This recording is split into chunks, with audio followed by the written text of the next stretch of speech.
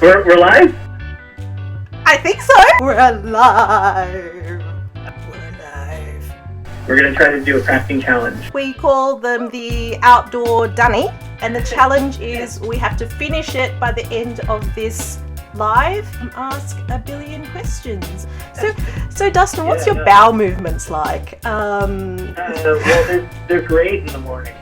I'm using my old spackling container.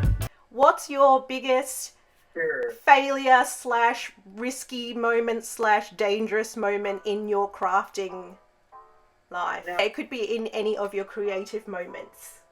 Go. Yeah, okay, so, I mean, cooking definitely. Close calls and stuff like that. Crafting, and I want to say this safely because I obviously don't want to, after this, go and hurt myself. But I haven't had too many near misses in crafting. But I think a lot of that has to do with my misses and stuff like that in cooking. One of the crossover skills that I have with crafting is using knives. I know how to use knives. I know how to use knives safely. Yeah. But yeah, so in crafting, the only mishap I've had that was ooh, that was a close one, was I almost electrocuted myself. Oh. Pretty bad, because I was working with 12 volts. Right. Lights. And when you work with 12 volts, you're plugging into the wall, right? So yeah. You've got the full ampage of the neighborhood. Luckily I didn't shock myself, but it was definitely one of those moments where something happened, like a spark, and obviously it was a close call. So then I kind of stopped crafting. It was really late at night. Okay. But the worst part I've ever gotten was actually from somebody. And it was the owner of the restaurant.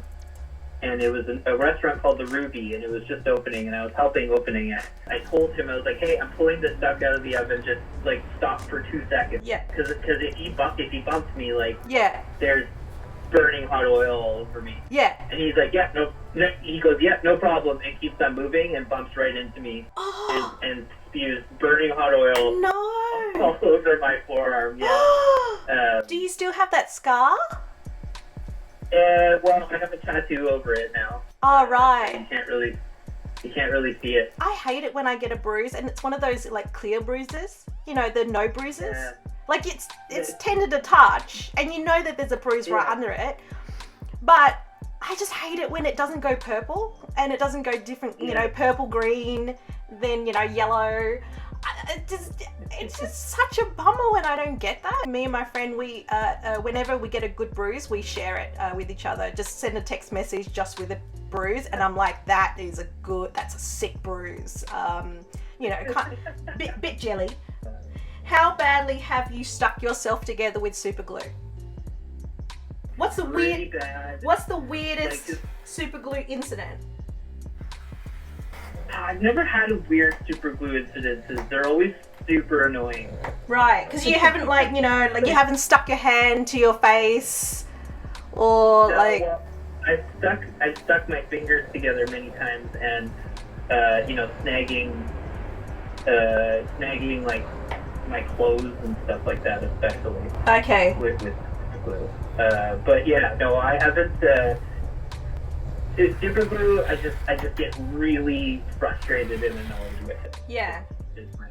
I just hate gluing myself together and then gluing myself to the actual piece, and then having to, I get to the point where I'm like, I don't use super glue anymore, but in the past when I used to use super glue, there comes a point when you've stuck yourself to the piece and you think, do I sacrifice my skin, or do I sacrifice the piece? And you think you've spent 5 hours on this piece, you're not going to tear it apart just to, save your skin.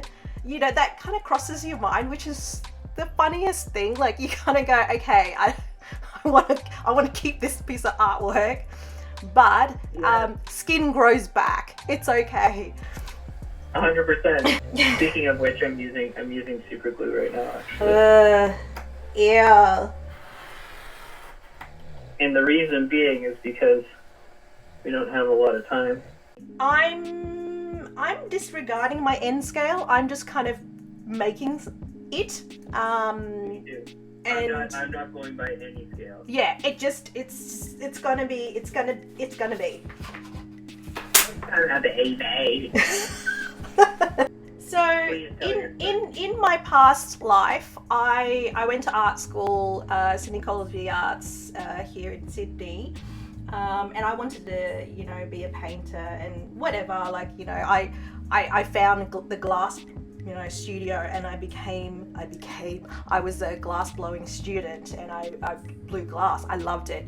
If you ever want to give any kind of crafting thing a go, definitely try glass blowing if you can find it. I know it's kind of hard to find in certain areas, but definitely try it. It's so much fun.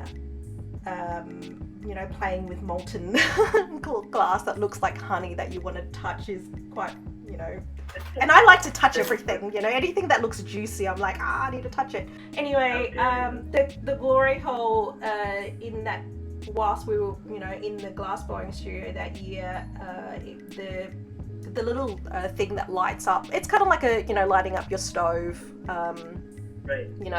There's a little lighter there that you just click, you press the button and it kind of ignites the actual stove glory hole, and it wasn't working. Cool. Glass blowing partner said, oh, you know what, you probably have to actually go to the front and light it that way, and he'll turn on the gas.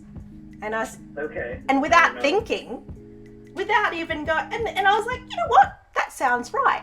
I'm going to do that. Yeah, that's a good idea. Yeah, that's a good idea. Yeah, it's not working, and we need to get to work. We can't, we can't stand here idle. So I went to the front, stuck my whole entire arm into this pretty much, a big oven. Right. And he turns on the gas. I flick the flame, and because he had already turned on the gas, trying it a few times, there was a big ball of gas already in the glory hole / oven, and as soon as I flicked the flame on, a massive Homer Simpson style, when he lights the his barbecue and and this big nuclear kind of puff of gas and flames just bellow out of the barbecue onto his face. So that was me. Like I singed all my eyebrows off, all of my eyelashes off. I had a really good, I singed all of my peach fuzz off, so my face was all really nice and non-hairy. It was great. No, I don't think I've ever cut myself, which is weird because I'm really not good with knives, as I'm using a knife right now. PVA glue is the way to go. Well, especially with the gluing plastic onto things. I even use the tacky craft glue to stick plastic on plastic, and that's fine. Yeah, that stuff's good. Like what you have different kinds of glues than we do in North America. I think we can get some of the same glues, but I've seen that you have. I've got your PVA glue. This will work, and you probably have access. I know that a lot of the guys use this, like the model makers that I watch on YouTube. They use AK. This is AK. And this is pretty good as well. AK. I'm still cutting, and I can see that you're constructing. So yes. I need to ask you more questions so that you are more distracted. Yes, how do you play Sims? Okay, so first of all, it's superbly unhinged. So what I do is I start a family hit. Yes. And yep. The first family, I'll start off kind of actually playing the game. Yeah. Where I get them a job, and they're working for a bit. They get some income because it's not really fun. I don't like when the Sims suffer from you not actually making the suffering. like when they're like, you know, just don't have enough money and stuff. So I get them like living, working, and then eventually I would start role playing with like the family, and I'd be like, oh, the dad, like he's starting to go a little crazy, kind of thing, and then like, you know, like he would stop going to work, for example, and he would stop doing this and that, and then while everybody's at work, he would be like in the backyard building like this shed. and the shed would be like made out of all metal, first of all, and the shed would also be lined with like a ton of plants. So basically, what it was is, once the guy went crazy, and I get him to like lock himself in the room, because you can lock rooms. I think it was on Sims 2. You could like lock doors. Oh, okay. So I get him to lock himself in the room, and then get all the other Sims one by one to go into the shed, and then I take away the door and make them poke the fireplace until like all the plants lit up on fire. So then I would systematically kill everybody in the house, right? Yeah. But then the dad, I'd get him to take and throw out all the graveyards. So then the tombstones, because if you do that, then ghosts appear in the house. So inside the house. I'd get him to go in and kill himself, and then I would start a new family. I would kind of repeat the process, like maybe 3 or 4 families, until it was just a house full of ghosts. And everybody that would move into this house would immediately be miserable. Like, immediately. Because there's just so many ghosts. And dead people and, like, tombstones everywhere. The tombs were mainly in that, like, kill room. Oh, okay. But, I would, but with the tombs, I would, like, also, like, leave a couple around just, like, for aesthetics. Oh, tombstone aesthetics. Yeah, but that's one of the ways I played. And then like in the newer versions, like Sims 4, Sims 3, you could do it too. Is you can make friends with like people in the town, and then like have like really big parties. And I try to start cults and stuff like that. Oh, you can start a cult. That's kind of fun. Cult. Like I tried to start a cult. Yeah, no, I'm just thinking, can you can start cults? Yeah, like you can get people to like come and move in, and like, you know, you just have to kind of role play it a little bit more than like the game does. There's no like game mechanic where it's like start a cult. Oh, really? I don't know. I don't simulate too much life. I just basically build a house, the best house I can. Which one of my ideas is to build a house in Sims, and then make that house in miniature. Like how rad would that be? Like it'd be so cool. That's a great idea. Yeah, and then it'll be really cool if, you know, like all of us in the community get Sims. Yeah, everyone needs to play Sims and make a house, then make their miniature house. And then one day we have like this like convention where we bring all of our houses together. That we made from the Sims. Yeah, and then it's like a freaking miniature town thing. When I used to play Sims, I just made the best house I could. And once I was finished, I would then make a pool, little pool house out the back, and then you know, get my Sims to go swimming, and then I delete the stairs, and then they swim to death.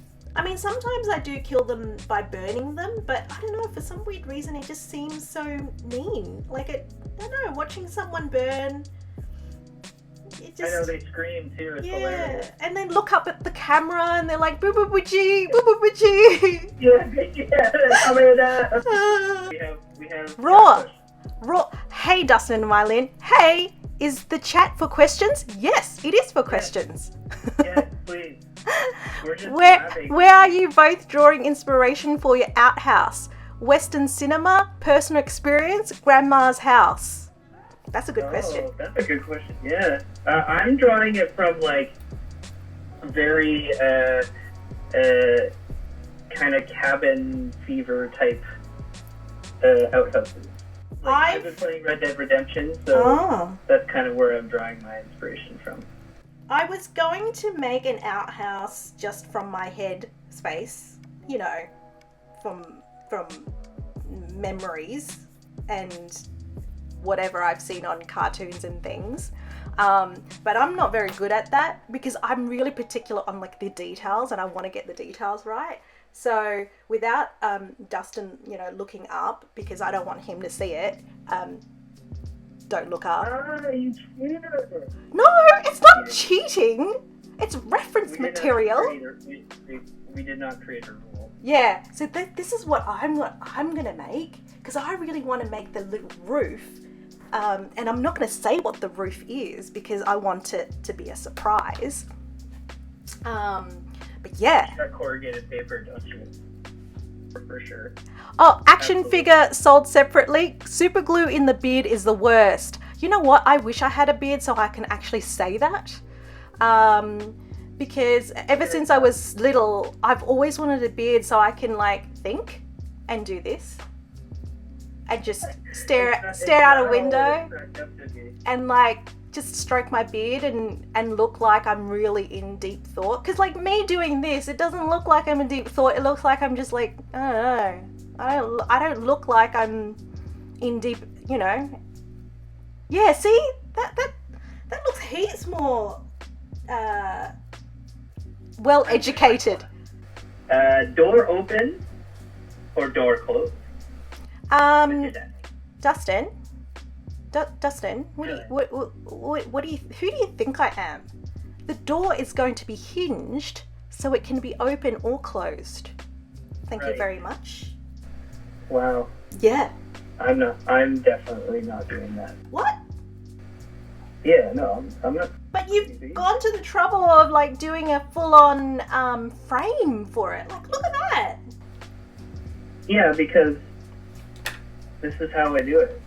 So the reason why I do it like this too is like the reason why I started miniature building is because I wanted to teach myself how to build a cabin, but like properly. Oh. So when I build, I don't always do it like this, but when I'm doing stuff, like for example with this is going to take me a long time, but I'm almost done, and then I'll be able to just lay these slats down. Yes, which I've kind of done it not backwards, but in a weird order. Like I've just realized I don't know why I'm putting the slats on now, but that's okay. It's working. No one's here to judge. Okay, so my toilet, my outhouse. Your lore is your lore about the toilet. Yes, is going to be on stilts because it's going to be in water. So that, you know, when you poo and you pee, you'll just go into the water. Nice. Do I have any UV resin? I don't think I even have any UV resin. You? I could pass it to you. Here. Oh, thanks. Thanks, mate. Hey, what do you think? Oh, it looks so good. Oh, it's so. And you've got a slanted roof. Like I didn't even think about slanted roof, and now I have to like make a little slanty thing. But no, it's gonna work. It's gonna work. Do you identify yourself as a miniature artist, an artist, a crafter, hobbyist, or Spiderman? I say one of two things. Either I go, I'm Spiderman, or hi, I'm Justin. If I were to answer your question, your lovely question, seriously. Yes, please. It's serious. I consider myself an artist. If we're talking specifically miniatures, sure. Like if I'm in the room, like for example, at the miniature meet with everybody, you know, I consider myself a miniature artist then because I'm with, you know, I do miniature art and I was with miniature artists. Yeah. But I just consider myself an artist because I do more than just miniatures. Like my full-time job is animation. Like I'm a lead animator. I did a 15-year professional cooking career, and you know, I've been in a band for countless of years now. So Mm-hmm. I would say more of an artist. I would call myself. Yeah. What about yourself? I would consider you an artist, not just a miniature artist. Yeah, so I call myself an artist because which actually has, for me anyway, been pretty hard to like call myself that. Especially, you know, a practicing artist. I think, you know, I've always kind of gone, nah, I'm not an artist, I just kind of dabble in stuff. And, you know, from time to time I will kind of downgrade what I do a lot, but I'm trying not to do that because a lot of people do find even, you know, my kind of what I do, like it really humbles me when people come to me, like, up to me in person, like face to face or online, and say, look, you've inspired me, or, you know, look, I love watching your videos because it calms me down, like, you know, after a stressful day. Like I've learned to kind of take that and go, you know what, thank you so much for letting me know. I'm very gracious and humbled with that, because it makes me realize that, yeah, like, yes, I might find it silly sometimes that I'm doing this, but I'm helping people, and to downgrade my skills in saying that, you know, no, I'm just a dabbler, you know, kind of downgrades what they see, what they take from me. So I'm trying my best to kind of, you know, always see myself as a practicing artist or / artist, and think that, yes, I am kind of professional. I am professional. Oh, you know what? I don't know how to actually pronounce your, like, I'm trying to read the chats. I don't know how to pronounce your name. Sick Kicks Studios, and you're gonna like haunt me. I've been an artist my whole life. Learning every day is something new, so I like to call myself a student of the arts. Cool. See, Oh, cool. I like that, and I think I that. like that too. And I think that, you know, especially on, and I think we've chat about this like a bit as well. What you see on social media, you know, of us making, and like, it's just a little glimpse of what we do. But, you know, in the background, we're like, you know, chugging along, and we're really like, you know, we're making as much as we can, learning from different, you know, from like the hours that I spend, you know, watching YouTubers make is also a thing as well that I call, you know, my own personal development. But even, you know, trying different crafts, like I'm so into crocheting, and I'm so into, like, you know, watercolor and plants. Like, I love plants. I love, like, you know, digging around and you know, doing planting thingies. And I love learning about that kind of stuff as well. So I think that, you know, yeah, like, I think you're a student of everything, like. And when people kind of go, oh, but I want your skills, and it's like, well, you just have to keep on making, and experiencing.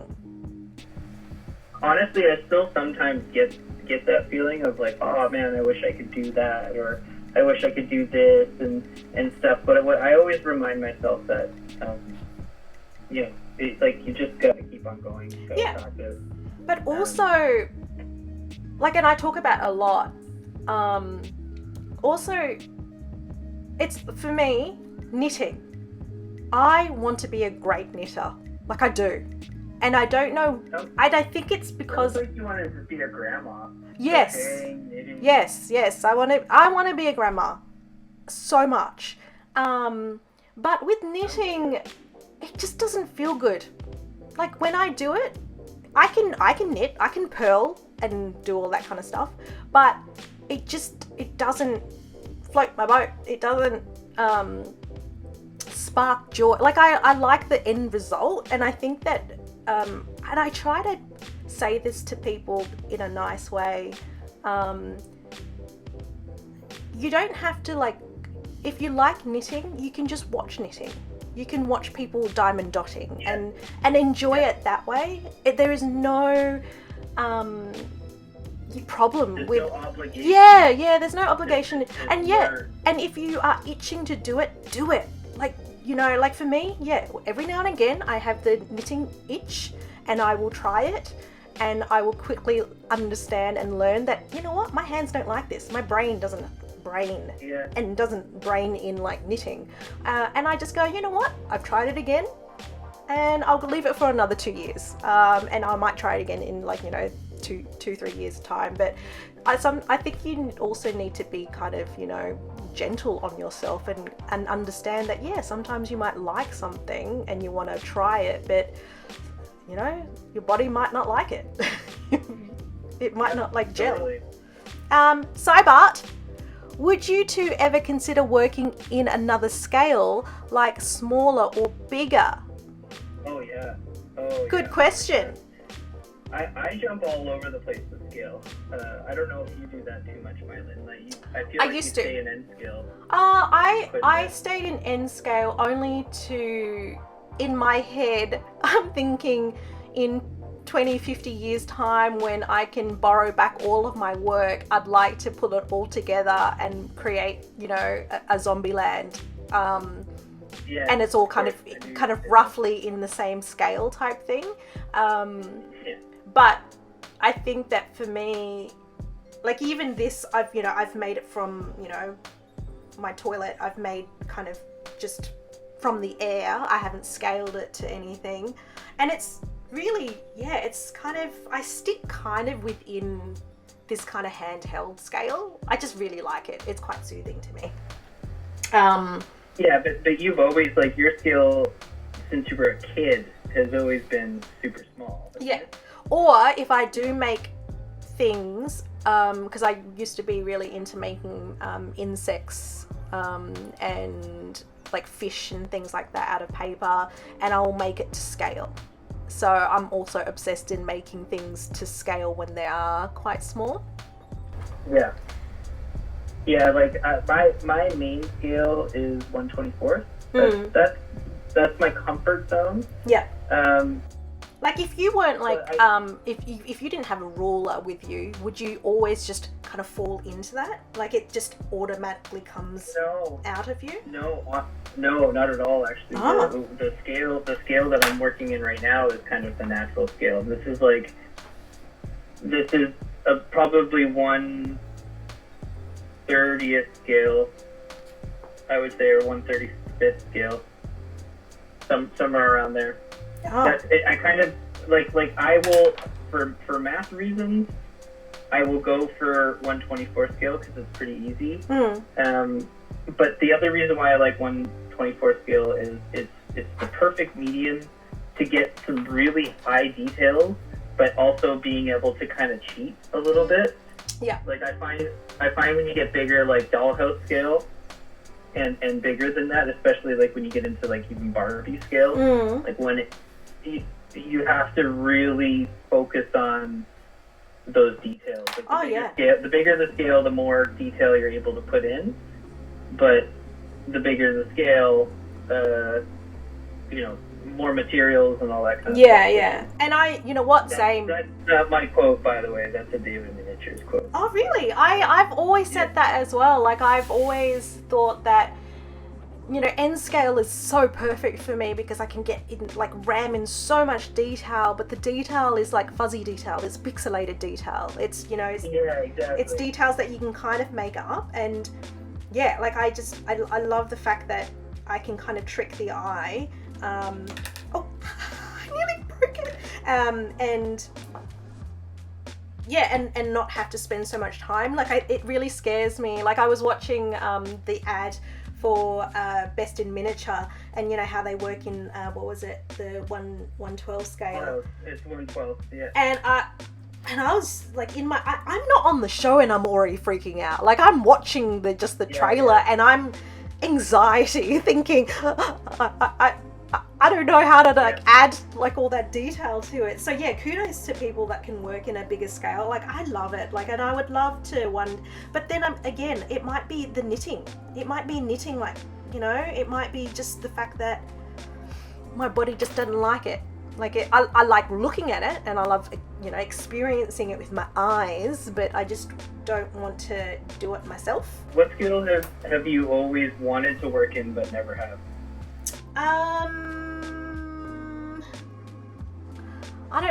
I'm so scatterbrained that anything that I see, I will do it. I will find ways to be able to do it. Like I've forged things. I've forged and I've got a scar on my like arm because one of the metal pieces, I was bashing the metal and one of the metal pieces flew off and went onto my arm and it burnt, but I was like full of adrenaline because it was so much fun that I didn't even notice, and it just sat there on my skin, burning through my skin. And yeah, I still have the scar. Oh my god, yeah, that's an injury. Yeah. There you go. Adam, question for both. Miniature scale number 1 or number 2 in the outhouses to add some flair? Huh? Oh, number 2. I was. Oh wait. Okay. I know this might sound dumb. What is number 1 and what is number 2? Because I always get confused. Because I thought. Okay, because I always thought that number 2 was poo because number 2 and poo rhyme. Is that it? Exactly. Okay. Yeah. So in my river that this toilet is on, I want to have in a river. I want to have a poo floating with fish. Do you have time to make a poo? Do you have time to make a poo? I already made a poo. What? So yes, there will be number 2s. To add some flair, yes. Alright, I'm busting out my secret weapon. Oh really? Corrugated paper. For me. Look at that. That's corrugated. Oh. That's corrugated? That's so small. Yeah. My goodness. I got it in Japan. And this is what I'm going to use. There you go. Whenever I watch these shows and watch these human beings interact with other human beings and what people make, for me it's not so much, you know, I want to make what they're making. It's I want to be that person. I want to experience that same gratitude, that same excitement when it comes to making. Do you ever get that excitement with my stories? Yes, so you know, I've told you a few times before that watching your stories and watching your talking heads, and really bringing it back to, you know, a personality, you know, because your personality is your builds, you know, your style is your builds, you're one and the same. And so, you know, watching you talk so comfortably on camera, and you know, I watch other YouTubers as well, talking on camera. Yeah, I was like, you know what, I'm gonna try it, I'm gonna give it a go, and I love it. I love being able to communicate. You don't have to go to art school and call yourself a creative and call yourself an artist to make anything. If you want to make something, make it. 100%. And it's all about, like, I get this question asked a lot of, like, you know, how do you get started in this? And, you know, I just say, just start. Yeah. I don't know how else to say it. Like, go get some popsicle sticks. I'm literally using coffee stir sticks right now, like, which are just smaller popsicle sticks. And I'm using like craft card, which, like, when I first used craft card, it was actually just from a box, like, you know, like a cardboard box, like a cereal box. Yes, it worked. I'm making some moves here. Making my way downtown. Oh my god, you are like so blazing. You're blazing. Blazing. I'm actually pretty happy with it. No, it's very neat. Like, and you've even got like the fact that when you have the door open, like the structure of it looks like a real dunny. Dunny. I love that, by the way. What did you want to be when you were a kid? Yeah, okay, this is a good one.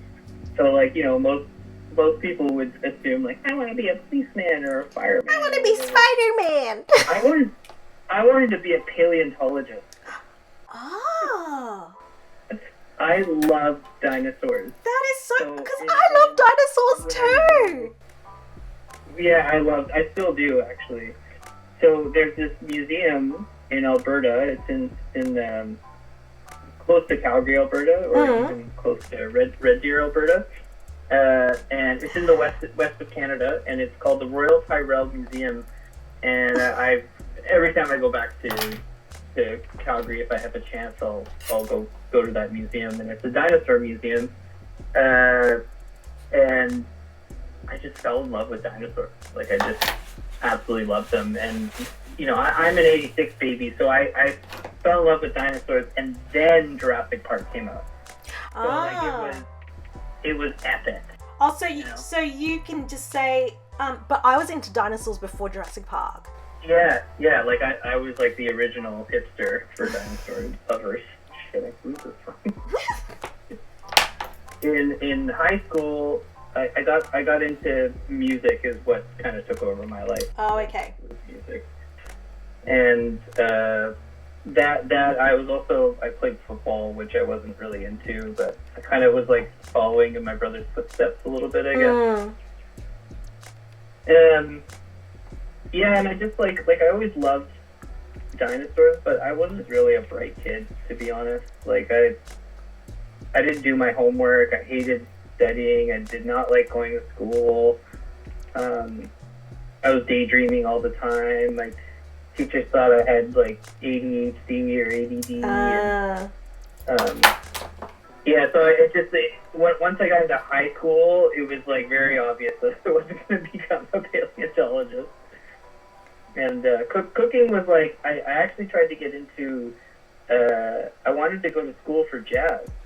Jazz? And I just wasn't good enough with music theory. Yeah. So I couldn't get in. But ironically enough, later down the road, or I think it was like 27, I actually went to a conservatory of music and did some jazz studies. Yeah, eventually. yeah. But then I realized that it's not like a good career. Of course. Yeah. I mean, I didn't know what I really wanted until I was like 29 years old. Right. And I was like, I was having, and this was the moment. I was outside after dinner service, working at a resort, like a fishing resort. Yeah. Just got slammed at dinner. Went outside and I'm having a cigarette with my sous chef. I don't smoke anymore, but at the time I was. Yeah. And he's talking to me, and I just kind of zoned out. And I'm looking at him, and I'm looking at like my life. What am I doing? Yeah, and I'm just like, man, like this guy's like 65, and he's been a sous chef since he was like my age. Like, I don't want this for my life. Like, if he was like Skeletor, like this poor guy. Like, I mean, he's a great guy. It's just, I just saw myself in him in the future. Yeah. And it freaked me out. That was a life-changing moment, and I remember the next day, I took the day off work because I was like, I was just super anxious, right? And then and I enrolled in animation school. Wow. Because like the whole day I was like, I want to do art. Like, I don't want like cooking. Sure, like cooking's art, but like when you're cooking for people that go to resorts, they're just like, you know, rich people are the worst sometimes. And you know, it's just like do I want to cook for people that don't actually appreciate it? Yeah. Or do I want to just make art for people that appreciate it? Yeah. And so then yeah, I was like, well, what kind of art do I still like to do that could make me money? I already tried the whole, you know, be a professional band thing. That didn't work. That was an epic failure. Yeah. So I was just like, well, I used to do animation. I love that. Like, is there even an industry for that? So I started doing research, and there's this, like, I found out that Montreal has just got this massive industry. You can like really honor, you know, that kid's self and like do a stop animation of dinosaurs. And Oh yeah, of course. I do like a study, a study in dinosaurs. Yeah. Oh, and 100%. And it's funny because I was talking to you, I was talking to a few people where it's such a cool thing, you know, making art, making these miniatures, because you have to study the things that you're making. You know, you have to like really kind of get into the mindset of rust to be able to make rust look like it's rust. And yeah, whenever Which is not easy, by the way. What? Doing rust effects is it looks easy, but it's not. Yeah. I mean, because you really have to look at real rust. You know. Yeah. It always comes across as just like terracotta, which is not rust. Yeah. Like rust has like texture to it as well. It's not just the color. Yeah. You know. Like I use I'll mix my like I'll make a rust color, and then I'll mix a little bit of baking soda into it. Adam asks, where would you store this finished piece? I will probably bring this into work. Oh, and cool. have it on my desk. Oh, yay. I will also bring mine into work. When you're working a real job.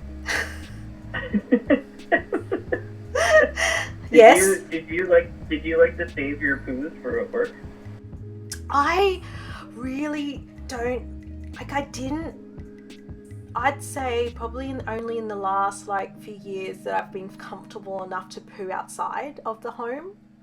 Not like in a toilet, not just anywhere like. Not like your neighbor's yard. Yeah, just top of the morning to you. Like I've only just really felt comfortable in the last few years, and it's really come about because I was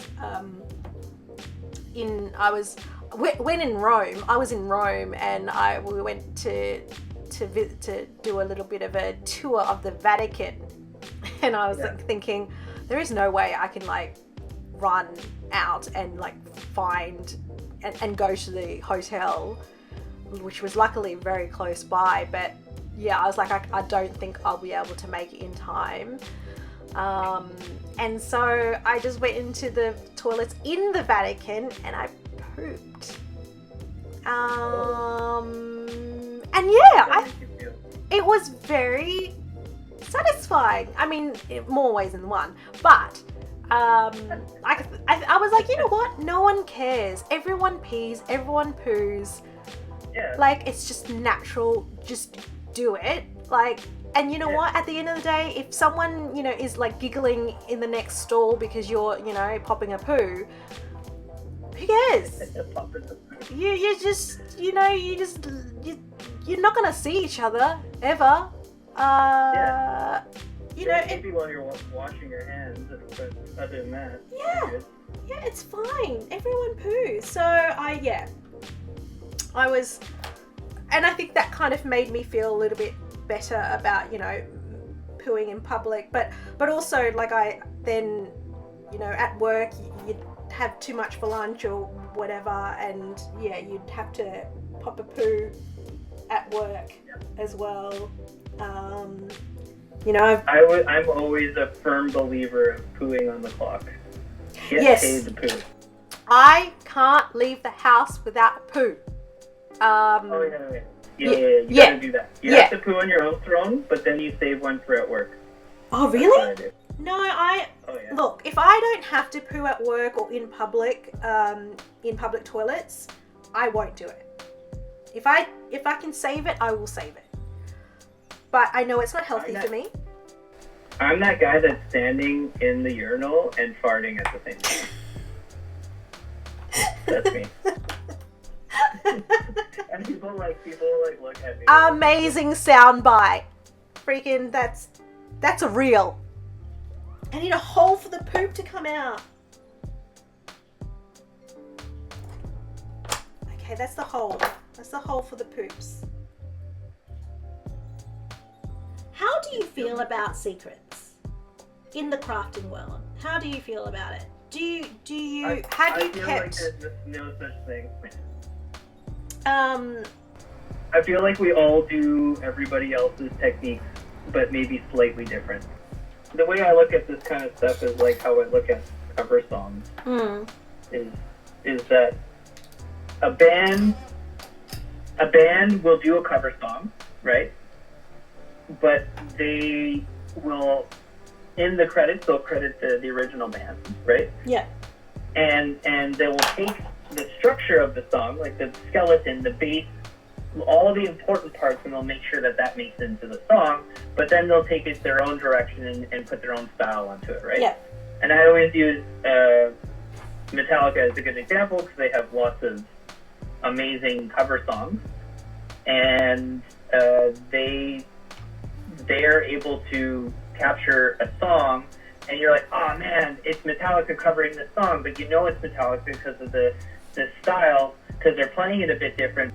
As long as you give credit where credit's due, like secrets, techniques, all that kind of stuff, like at the end of the day, we're creating art to make ourselves happy and to hopefully make somebody else happy. Yeah. So, and it'd be like you doing one of my brick walls, for example. It would still be reminiscent of your style. Yeah.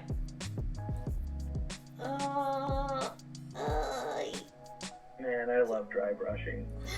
Oh my god, you're even. I'm like, I don't have a roof.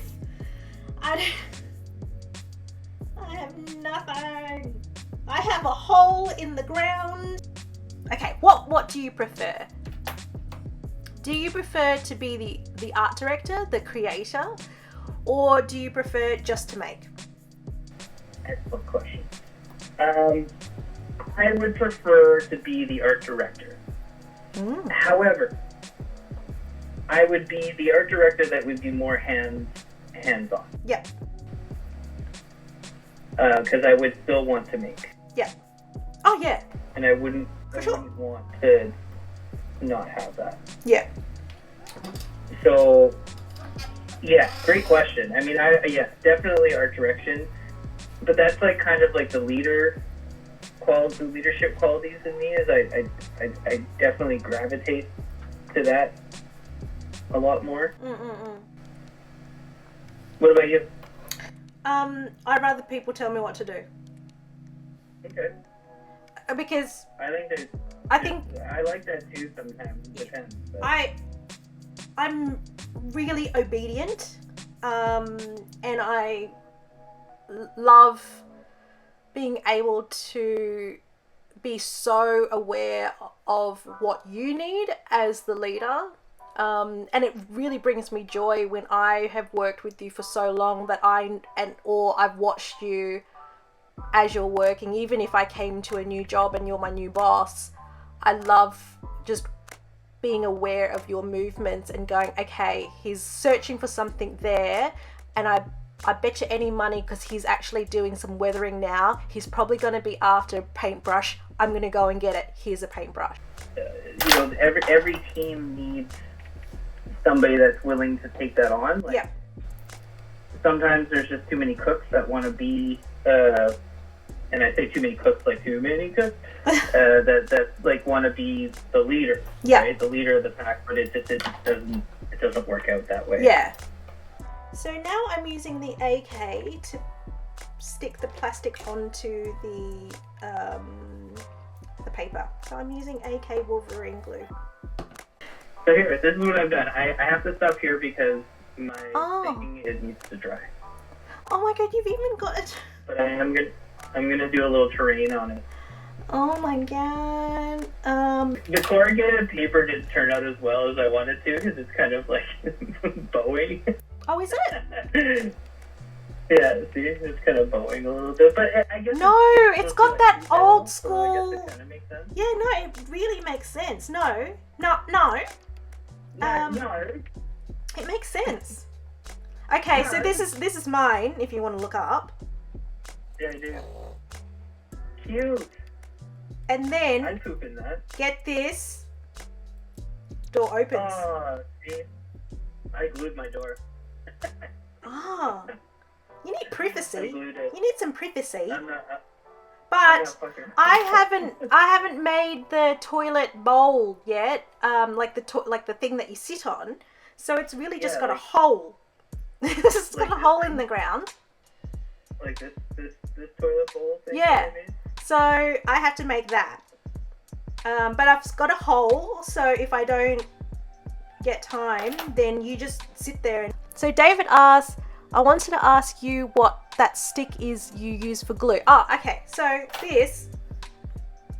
Oh yeah. Actually, I wanted to know that too. So this Good question. is it comes from a Sculpey toolkit. It's just a clay needle point tool. I used to use bamboo sticks to apply my glue, and also pick up pieces to then apply those to the piece. But as you can see here,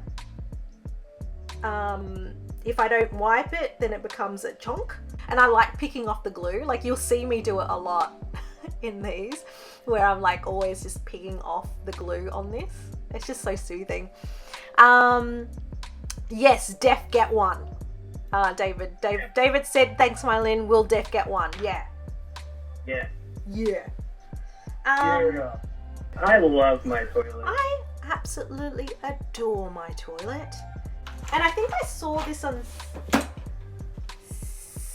Psychics. Please message me and tell me how to actually pronounce your name. Psychic Studios. And I use the same pastels to do my weathering. Yeah, pastels are. I have to get myself a bunch. I have pigment powders, but pastels are so much cheaper and so much. You can just it's the same stuff. Also, charcoal is very good for like weathering because it looks like soot. Because it is real soot. Looks like what? It looks like soot because it is real soot. Yeah, that's right. Oh my god, I love this so much. Oh, I'm at the weathering stage and I'm like, oh, I'm loving it. It's like those parts, like the dry brushing and everything starts and like when you make the bottom of your building like a little bit more kind of sootier, a bit more dirtier, it just, the ombre effect looks so good.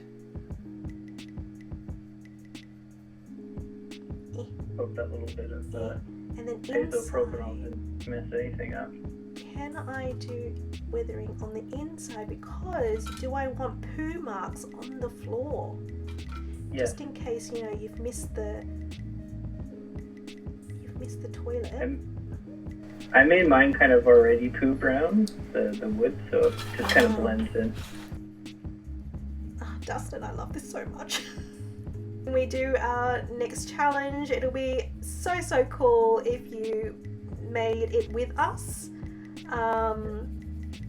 And hopefully, you know, if you want to copy what we're making at the same time, amazing, do that. Yeah. I need a poo.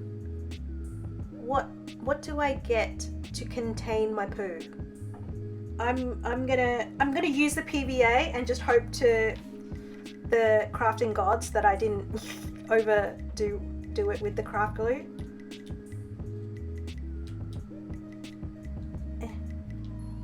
I'm just gonna. What else do I have? I have this clump foliage. This one's pretty good, actually. Okay, hopefully that will dry nicely. Okay, to make a poo, I'm going to take one of these clumps of foliage. I'm just going to dab some glue on it. And then I'm going to take some of my charcoaly pastel and colour it in. And now it is poo. Oh my god, it is poo. It's a floater. Oh, Adam says if you had to put in a fly zapper on this build, how much time would you want to spend working on the light and the flickering effect? Would you want to be away from the crafting part for at least? You need a special, like, unless you have, like, there's, like, certain LEDs that, like, flicker, like, you know the tea candles that you can buy, the fake tea candles? Yeah. Those already have, like, a flickering LED, but they're, you know, a warm yellow or whatever. But you can get, like, terminals that you plug all your lights into, and it's basically kind of like what strip lights do, and then you're able to control, like, animations with the lights, so flickering, strobing, stuff like that. Marina's Minis knows a lot about that because she does a lot of those kind of techniques. Her build. But I would say it would be kind of easy, because what I would do is I would take just one of these. I actually have one right here. One of these lights. Yep. I would take one of these and I would just paint. I would paint the bulb like a translucent dark, like a dark translucent blue or something, like kind of bright. So then it would just kind of like pulse a little bit. And David says Google for model train welding LED. That would work. Oh. Yeah. And so I've also used Light My Bricks system, and I've also used, what was the other one that I used? Mr. Hobby. Mr. Hobby does the super clear stuff. Should we reveal? Yes, let's do a reveal. It looks so good, the weathering, and I just, you know what? And I adore that that detail of weathering a little bit differently from the bottom of the building to the top. You know, of course, the weathering is going to be different. Oh, and you had time to put foliage and everything. And you know what? I really do like the roof being bent like that. That looks true to form. I think it looks. Did you put leaves on it? Got some leaves, a little bit of rust. Yeah. A little bit of, let's see yours. Okay, so I have to be really super duper careful because I really should have used like a gel glue and not just got, you know, basically squeezed out all of my PVA glue onto this surface. So that's the top. You can see my clear see-through because, you know, you want to be able to see the birds flying up above you whilst you're pooping. Yeah. Thank you everyone that's joined us and asked us questions. Oh, and in the comments, leave some ideas for the next one. Yes, please. Ideas for crafting tales. And it doesn't have to be like, you know, the obvious. It could be something like we went with an outhouse today. So like it could be something. It's just about fun, making things for fun, getting your crafting juices flowing. That doesn't sound right. But yeah, just, you know, getting in there and cutting things up and sticking things together and going, you know what, it's not 100% perfect. No one can get up to my toilet on stilts, but you know what? It's fine. You know, it works. And mine, nobody can close the door or open it because there's no handle. The breeze. So, you know. The breeze. You need a good breeze through the toilet because it'll sink up. Who doesn't like to poop with the door open? Yeah, exactly. I do it all the time. Anyway, I think that's it. Thank you so much. That's it. Oh, I need a poo.